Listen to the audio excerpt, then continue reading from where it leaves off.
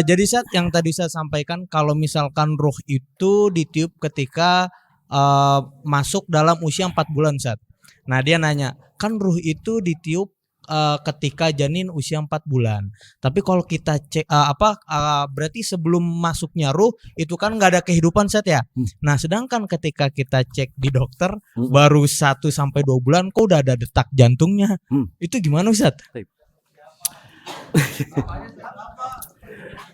Gini Tem, sejak kapan detak jantung menjadi indikator adanya ruh? Tahu ekor cicak nggak? Ya, ekor cicak tahu? Ekor cicak? Ya. Putus tuh. Ya. Ngapain ekornya? Sejak kapan ekor cicak itu ada ruhnya ketika sudah terpisah dari cicaknya? Itu urusan mekanik. Gerakan itu mekanik saja. Di manusia itu ada elektro yang ada di otak. Si elektro ini dia akan mendorong jantung itu memompa. Makanya kenapa orang yang pakai alat itu dalam penelitian medis nih, kalau di otaknya sudah tidak ada aliran listriknya, dia dihukumi mati. Dan dia hanya punya detak jantung gara-gara bantuan alat. Jadi sekali lagi detak jantung itu tidak jadi indikator adanya ruh, ya, tidak jadi indikator. Karena itu bisa dibantu oleh alat, walaupun elektro dalam otaknya itu sudah nggak ada. Nah kalau masih ada, maka tidak boleh dicabut tuh alat bantunya, karena dia masih punya peluang untuk hidup gitu loh. Nah ini cara ngecek elektro yang ada di otak tentu pakai alat. Tidak mungkin kita pakai alat biasa ya, harus pakai alat khusus dengan medis. Tapi intinya secara umum bahwa detak jantung ataupun gerak tubuh yang ada di janin itu tidak menjadi indikator adanya ruh. Sama kayak sperma. Sperma kan bergerak. Berapa miliar kan sel sperma itu dia bergerak. Kan gerakan sperma ini tidak dibimbing oleh ruh. Dia bergerak secara mekanik saja, secara otomatis saja. Itu ya digerakkan oleh satu kekuatan tertentu yang jelas dia bukan ruh. Nah, ruh itu baru ditiupkan ketika usia 4 bulan. Maka rubah frame-nya bahwa detak jantung tidak harus menjadi indikator adanya ruh. Contoh lain, pernah nggak ada kejadian orang dicek jantungnya nggak ada, nafas berhenti, akhirnya dimandikan, dikafankan, pas mau dikuburkan bangun lagi. Kisah-kisah begitu tuh, yang kita sebut dengan mati suri. Itu tetangga matimun suri itu. Nah, mati suri ini kan bukan kematian, hanya tanda-tanda tadi detak jantung, nafas tidak teridentifikasi oleh alat-alat medis. Ruhnya masih ada, makanya masih hidup. Jadi adanya ruh tidak menjadi indikator jantung berdetak, tidak adanya detak tidak jadi indikator tidak adanya ruh gitu loh. Karena kasus mati suri, ruhnya masih ada, tapi detak jantung tidak teridentifikasi. Mungkin saking lemahnya detak jantung nggak kedetek nih di urat nadi. Di leher nggak kelihatan juga, napas nggak ada juga, tapi masih ada ruhnya tuh. Sehingga pas dimandikan bangun atau pas mau dikuburkan bangun, kan cerita-cerita gitu kan ada ya. Maksudnya itu real ada. Jadi ruh ada, tapi tanda-tanda medis kehidupan, detak jantung dan nafas tidak teridentifikasi. Termasuk adanya pun tidak lantas jadi indikator adanya ruh. Ruh itu something else, sesuatu yang lain yang Allah hadirkan untuk manusia supaya dia hidup sebagaimana Dan itu intinya kita tuh ruh, bukan jasad. Intinya antum itu adalah ruh yang dimasukkan ke dalam jasad. Ketika sudah saatnya nanti jasad ini masuk tanah, karena terbuat dari saripati tanah, adapun ruh kembali kepada sang pemiliknya. Jadi ruh perjalanannya panjang. Jasad itu hanya mekanik saja. Dia bergerak ya kayak ekor cicak lah.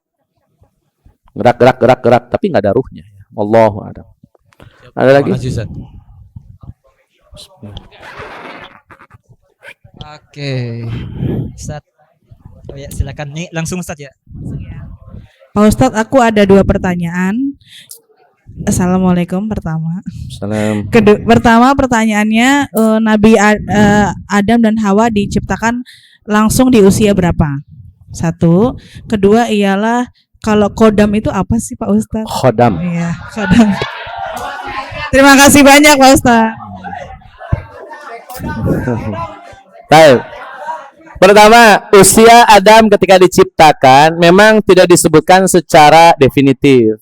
Tapi yang pasti Adam setelah dewasa. Dewasa itu usia yang matang untuk menikah, usia yang matang untuk ditugaskan amanah tertentu.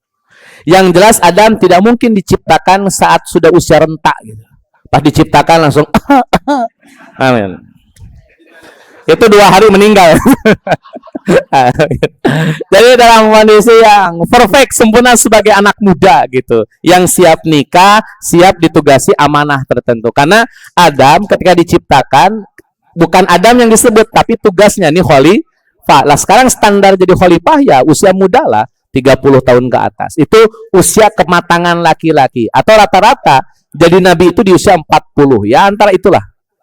Adam diciptakan di usia sudah sangat dewasa dan matang untuk melakukan apapun itu, termasuk nikah, termasuk ngurusin sebuah amanah tertentu. Nah, tidak ada detail definitifnya berapa angkanya, wallahu alam, karena tidak ada penjelasannya. Minimal saya belum tahu berapa pastinya usia, tapi yang jelas ketika Adam sudah dewasa. Jadi tidak dari kecil gitu, tapi dari sudah dewasa. Itu yang pertama. Yang kedua, khodam itu sebetulnya bahasa Arab yang artinya pembantu atau asisten.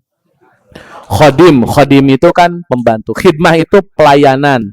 Khodim itu orang yang biasa melayani. Raja Arab disebut dengan khodimul haramain, pelayan 2 tempat suci, yakni Mekah dan Madinah. Maka khodim itu ya pelayan. Nah, khodam sering digunakan oleh orang yang dia punya pelayan dari kalangan jin. Misalkan saya punya khodam namanya jin ifrit misalkan. Itu khodam biasa disebut. Apakah boleh orang punya khodam? Kalau yang dimaksud khodam itu adalah jin sebagai pembantu, maka hukumnya tidak boleh. Kenapa? Karena Allah larang. Tolong dibuka surat jin ayat 6. Atau ayat 5 ya. Cek dulu lah. Surat jin, surat keberapa itu? Jin. Surat jin, surat ke-72. Tolong dibuka di ayat, ayat 6, betul. Silakan dibaca terjemahannya lah. Dan sesungguhnya ada beberapa orang laki-laki dari kalangan manusia yang meminta perlindungan kepada beberapa laki-laki dari jin, tetapi mereka atau jin menjadikan mereka manusia bertambah sesat. Nih. Ada manusia yang minta tolong menjadikan jin sebagai khodam. Maka manusia tersebut dihukumi tersesat. Ya nggak boleh itu. Jin yang baik tidak akan berinteraksi dengan manusia. Manusia yang baik tidak akan berinteraksi dengan jin. Masing-masing punya dunia. Udah urus saja kehidupan masing-masing. Jadi jin nggak akan ganggu manusia, manusia tidak akan ganggu jin. Jin tidak akan bantu manusia, manusia tidak akan bantu jin. Pertanyaannya, itu Nabi Sulaiman kok bisa punya rakyat pembantu asisten dari kalangan jin, termasuk ifrit di dalamnya, di surat An-Naml ayat 39, itu khususon Nabi Sulaiman. Para nabi rata-rata bisa lihat jin, termasuk Nabi Muhammad. Pernah suatu hari Nabi Muhammad mau sholat, itu diganggu oleh jin. Langsung ditangkap oleh Nabi, kemudian kata Nabi, kalaulah saya tidak ingat Nabi Sulaiman, ini jin yang saya tangkap, saya ikat di tiang masjid, biar dia jadi mainan anak-anak. Biar dimainin.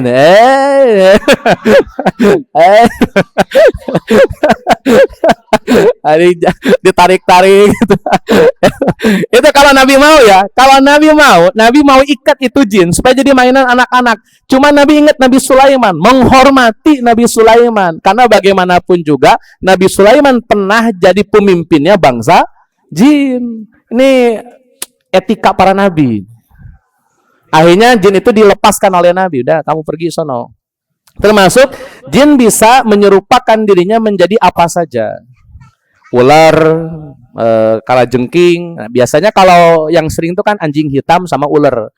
Makanya kalau Nabi ini, di rumah Nabi ada ular, itu Nabi nanya dulu, kamu jin atau bukan? Kalau jin, segera kamu keluar dari rumah ini. Kalau tidak, akan aku bunuh. Itu ada dialog gitu dulu tuh. Tapi kalau teman sudah berhadapan dengan kobra, nggak usah nanya begitu, langsung lari aja. Langsung lari. Ya. Kamu jin atau apa? Ngomong. Jadi kalau sudah depan mata kobra mah mending langsung lari aja gitu, nggak usah. Kamu jin atau bukan? Bukan aku. Jadi kembali khadam itu biasanya pelayan dari kalangan jin, dan itu nggak boleh ya teman-teman, nggak boleh lah punya pelayan dari kalangan jin, nggak ada urusan kita. Manusia jin selesai itu di situ poinnya. Terakhir lah. Assalamualaikum warahmatullahi wabarakatuh. Nah. Pak Ustadz izin nanya, kalau misalnya kayak anak indigo gitu bisa ngelihat makhluk halus itu emang dia beneran ditakdirin bisa lihat atau apa kayak keturunan atau gimana? Terus yang kedua kalau misalnya orang meninggal itu kan ada siksa kuburnya ya Pak Ustadz. Nah itu yang disiksa itu yang ruh apa jasadnya? Baik, terima kasih Pak Ustadz. Antum buka surat jin tadi ya, surat ke-72 ayat 26, 27, 28 atau 27, 28. 26, 27 lah. Atau 26, 27. Surat jin ayat 26 sampai 27. Terjemahnya, saya kan Tad Anwar. Dia mengetahui yang gaib, tetapi dia tidak memperlihatkan kepada siapapun tentang yang gaib. Dia itu Allah ya. Allah tahu perkara gaib. Fala yudhiru ala ghaibihi ahada, tidak akan menampakkan perkara gaib kepada siapapun kecuali 27-nya. Kecuali kepada Rasul yang diridhoinya, maka sesungguhnya dia mengadakan penjaga atau malaikat di depan dan di belakang. Baik, yang tahu jin itu cuman Rasul. Itu pun yang Allah ridhoi, artinya yang Allah izinkan. Jadi kalau dia manusia bukan Rasul, mau indigo, mau indiho, mau indi partai, apapun namanya, dia nggak bisa lihat jin. Nggak bisa. Maka kata Imam Syafi'i, siapa yang ngaku-ngaku sudah melihat wujud asli jin, maka syahadatnya batal. Karena melanggar ketentuan ayat.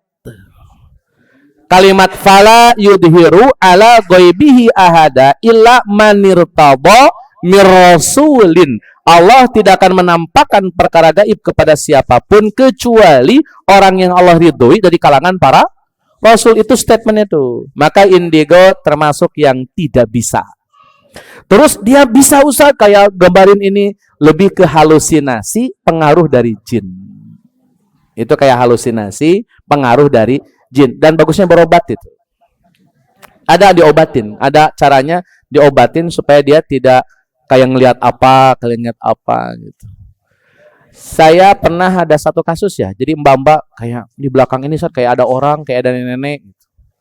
Akhirnya saya masuk ke ruangan itu, terus saya bawa sapu, saya pukul-pukul tuh semuanya. Saya keluar ke head. Ya. Akhirnya setelah itu nggak ada lagi. Keluar ke head, nggak ganggu aja. Setelah itu nggak ada. Jadi selesai itu urusannya. Bukan berarti harus sama ya, karena tergantung jinnya. Kalau dia orang Jawa dia nggak ngerti. Kan ke head. Opo iki. Ini serius nyata ya, kisah nyatanya. Jadi ada laporan. Saya kadang suka ngeliat nenek di balik pintu, ada orang di balik pintu. Kan saya kesel nih. Ini saya masuk, saya ya ngomong gitu. Akhirnya setelah itu nggak ada lagi touch. Alhamdulillah, udah mati. Bisa ya. Padahal saya nggak baru bisa. Dan itu gitu aja lah konsepnya. Nggak usah di indigo gimana, nggak ada. Nggak. Itu penyakit yang harus diobatin. Jadi clearkan bahwa tidak ada yang tahu kecuali Rasul yang diridhoi. Sama tambahannya teman-teman. Ada hadis riwayat Bukhari ini dalam kitab Bukhari. Kalau jenazah sudah digotong nih pakai keranda atau kurung batang, itu setiap jenazah teriak sebetulnya. Teriakan pertama ada kalimat ini yang positif ya, qaddimuni, tolong segerakan aku, dan ungkapan ini, teriakan ini dengar oleh seluruh penduduk langit dan bumi kecuali manusia dan jin. Hewan dengar, kucing dengar, alam dengar. Tapi itu positif ya, qaddim itu positif. Yang kedua, itu teriakan juga cuman konotasinya negatif. Ya laitani fa aina tazhabuni. Celaka saya. Ya wailata fa aina tadhamuni. Celaka saya. Mau dibawa kemana saya ini pergi? Dan itu jeritan paling mengenaskan, paling histeris ketika orang dibawa ke alam kuburnya dan dia akan masuk azab, akan mengalami azab kubur. Itu ngomongnya, ya wailata fa'aina tazhamuni. Mau dibawa kemana saya ini pergi? Itu teriakan. Jadi semuanya dengar tuh. Kecuali manusia dan jin. Jadi kalau antum lihat nih, kalau ada kurung batang lewat, terus ayam pada lari, ini pada lari, wah nih teriakannya horor.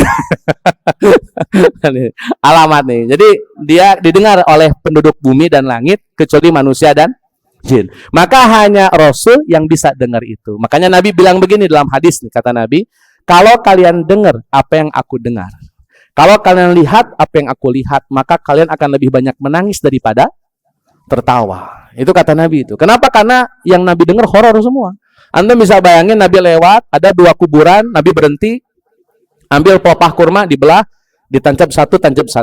Terus sahabat kan nanya, Rasul kenapa dikasih pelepah kurma? Kata Nabi, 2 penghuni kubur ini sedang disiksa. Artinya kan Nabi dengar jeritan, Nabi dengar tangisan, Nabi dengar ketakutan dari 2 penghuni kubur. Yang satu gara-gara pipis, yang satu gara-gara suka ngadu domba. Jadi Nabi sampai di level itu. Makanya hanya Rasul yang bisa.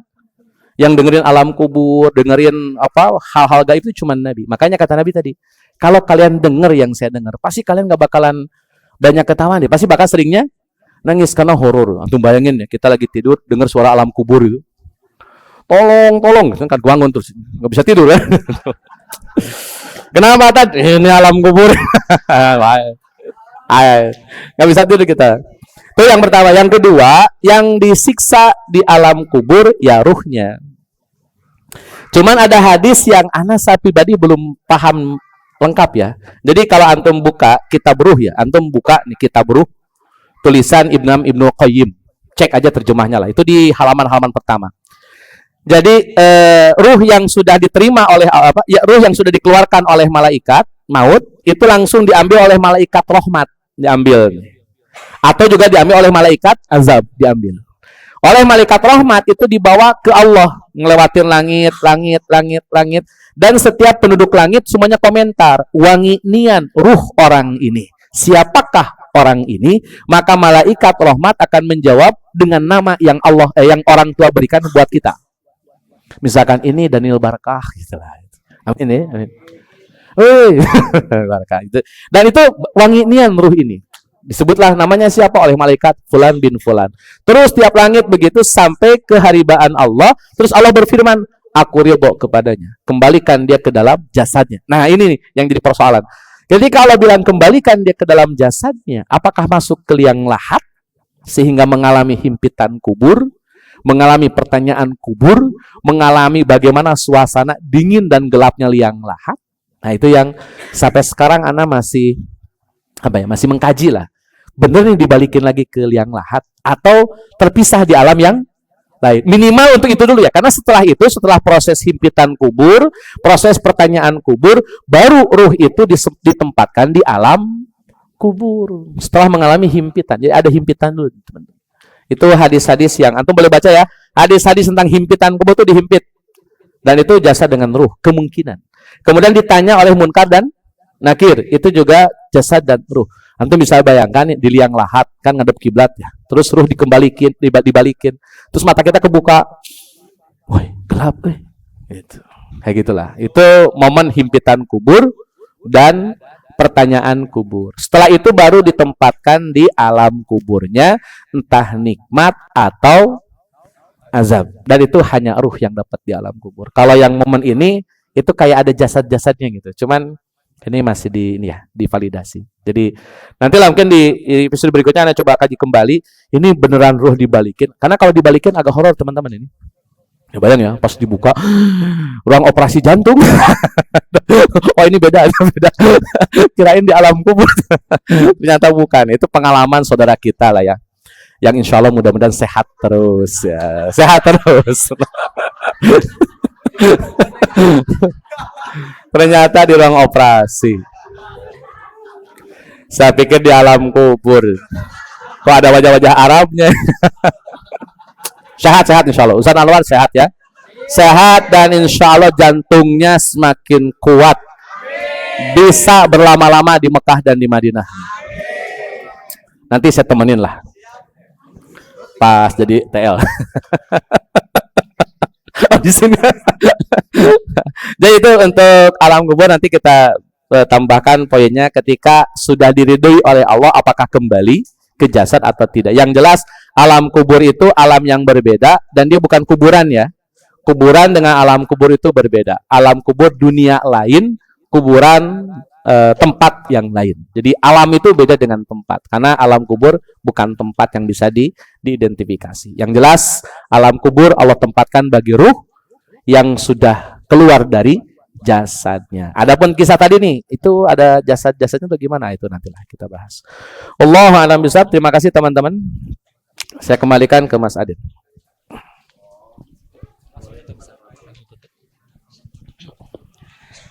Baik, terima kasih kami ucapkan kepada Ustadz Daniel atas materi yang telah disampaikan pada siang hari ini. Bismillah, kita ikhtiarkan teman-teman apa-apa yang beliau sampaikan dapat kita aplikasikan dalam kehidupan kita dan nanti akan berdampak pada kehidupan kita selanjutnya. Amin, amin ya rabbal alamin. Baik, terima kasih lagi Ustadz Daniel atas materinya. Insya Allah kita jumpa di pertemuan berikutnya dengan tema yang berbeda insya Allah. Saya sebagai MC pada kesempatan siang hari ini mohon maaf jika masih banyak salah. Hadanallahu yakum. Ihdinas shiratal mustaqim. Assalamualaikum warahmatullahi wabarakatuh.